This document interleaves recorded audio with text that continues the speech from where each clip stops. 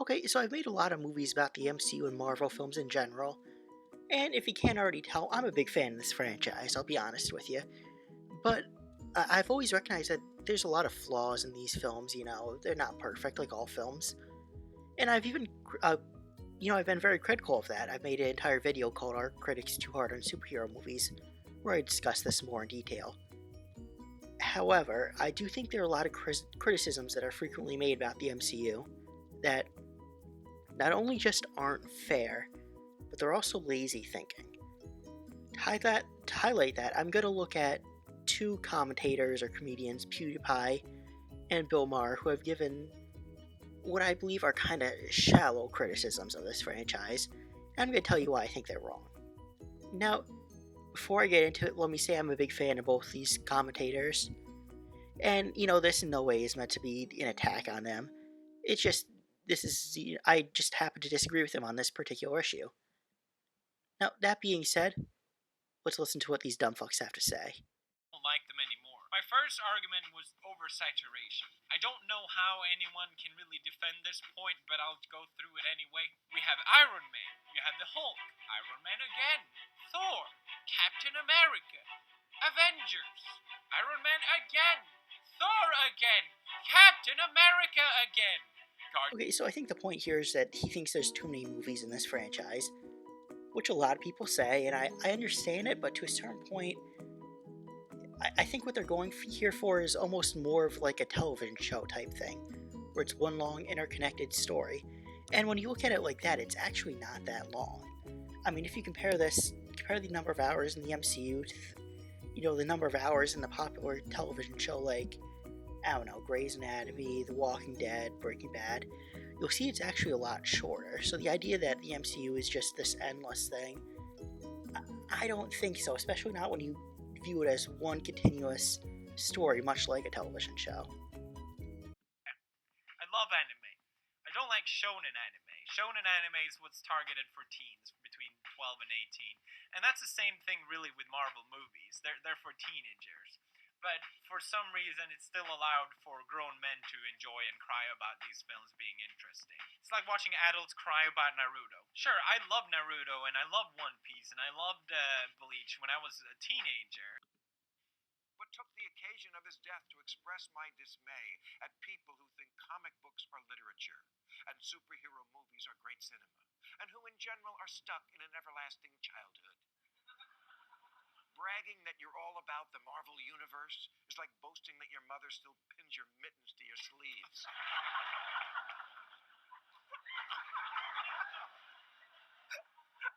You can, if you want, like the exact same things you liked when you were 10. But if you do, you need to grow up. That was the point of my blog. I'm not glad Stan Lee is dead. I'm sad you're alive. Okay, so the argument here that they're both trying to make is that, it's a childish franchise. Only children should watch this franchise. Which, again, I think it's such a shallow argument. And you actually see something I find very interesting is PewDiePie gets very defensive over anime here. And he makes a very interesting argument. He says, yes, some anime are for children, but I'm not into those. I only like the more mature ones. Some are more mature, have deeper, more mature themes, and are clearly for adults. And it's like, no shit. The same thing happens with superhero movies. Like, the idea that these are just for kids is ridiculous. Have you ever seen... I mean, clearly some superhero movies are made for kids, but it's hard to say that movies like Civil War and Winter Soldier are just for kids. Because there's a lot of deeper things that kids can't understand, a lot of deeper commentary that they probably won't be able to pick up on, like, themes of NSA government surveillance, post 9/11 paranoia, the military-industrial complex, soldiers returning home with PTSD. All of these are themes that have been addressed in the MCU. And, they were clearly intentionally woven into these films for knowing that only adults, the more mature audience and more intelligent members of the audience would understand it. So, maybe the problem isn't that these movies are too childish, but that some people are too unintelligent, wink wink, to understand, the social issues that these movies are dealing with. You ever think about that? There are always people who are so close-minded and think that they don't, or forms of art that they don't like aren't actually forms of art at all. And you see that here with Bill Maher going on about how, comics aren't literature, the MCU's stupid, yada yada yada. That's what people said about the Beatles. It's what people said about classic films like 2001: A Space Odyssey. People refused to nominate that film for Best Picture because they thought it was for children.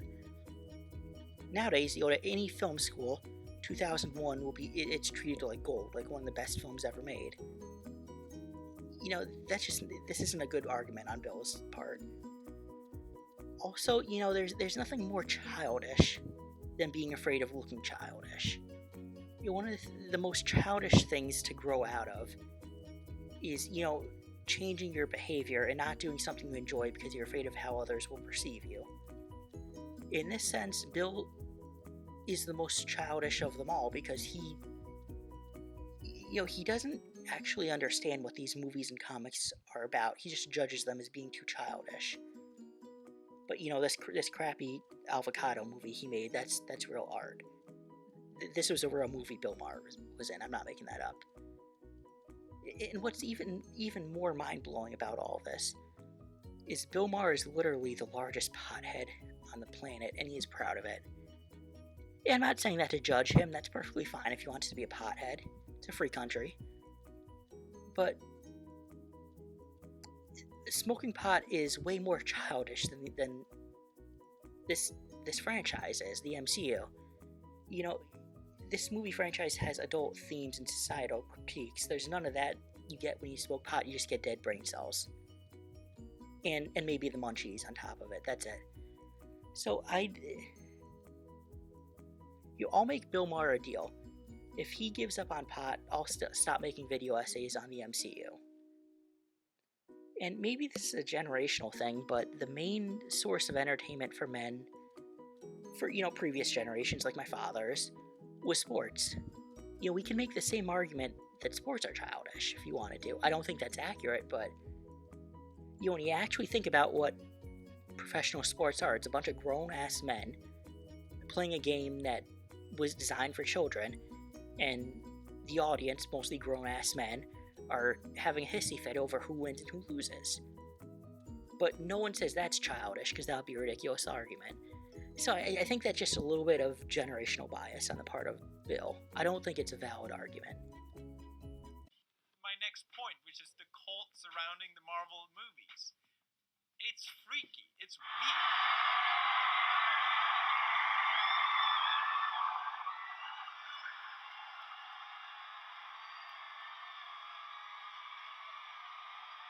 It's a guy dressed in a suit. You're screaming at a guy dressed in a suit.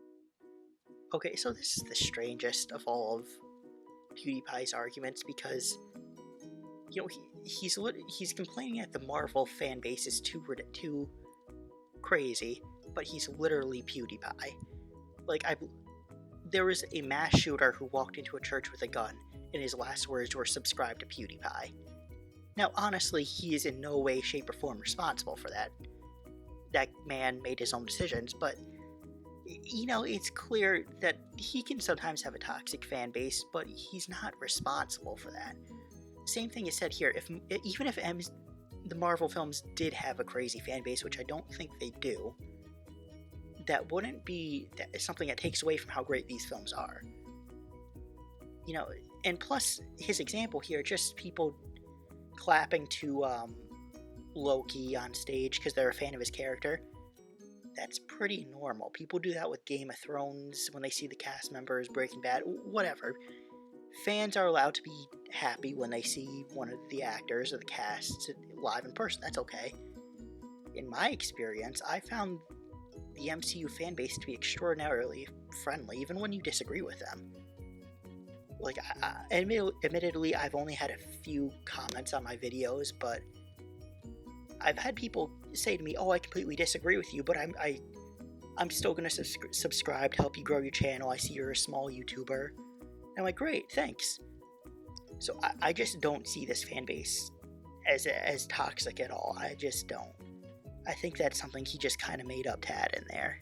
He doesn't really give proof of it, and yet he's sitting on top of one of the most toxic and ridiculous fan bases in the world, the Pewdiepie fan base. So he really doesn't have a leg to stand on. But at the end of the day, all these films can be summarized as superhero has superpowers. Supervillain has superpowers. Superhero wants peace. Supervillain wants destruction. They fight, and superhero wins. Hooray! Please direct me to any one of these 30 movies that doesn't follow this format. Okay, so the argument made here that is made a lot is that, all these movies, they're exactly the same. The plot is exactly the same.